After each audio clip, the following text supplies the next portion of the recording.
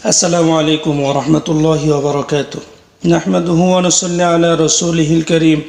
أما بعد فأعوذ بالله من الشيطان الرجيم. بسم الله الرحمن الرحيم. وأقيموا الصلاة وآتوا الزكاة واركعوا مع الراكعين.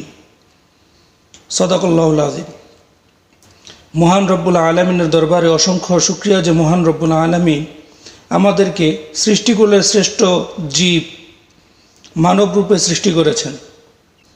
এবং আল্লাহ তাআলার কাছে আরও শুকরিয়া এই জন্য যে মহান রব্বুল আলামিন আমাদেরকে মুহাম্মদ সাল্লাল্লাহু আলাইহি সাল্লামের উম্মত বানিয়েছেন। আল্লাহ তাআলা পবিত্র কালামুল্লাহ শরীফের মধ্যে বলেন, ওয়া আকিমুস সালাতা ওয়া আতুজ যাকাত ওয়ারকাউ মা'আর রাকিঈন।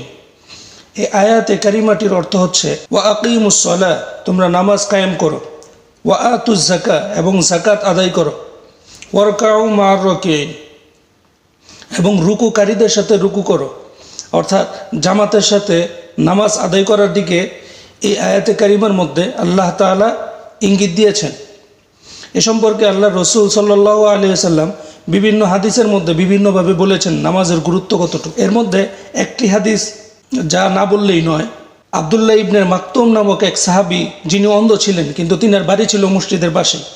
তখন আল্লাহ রসুল সাল্লাল্লাহু আলাইহি সাল্লামের কাছে আরজ করলেন, ইয়া রাসূলুল্লাহ, আমি কি জামাতের সাথে নামাজ আদায় করব, না আমার ঘরে একা গিয়ে আমি নামাজ আদায় করে নেব?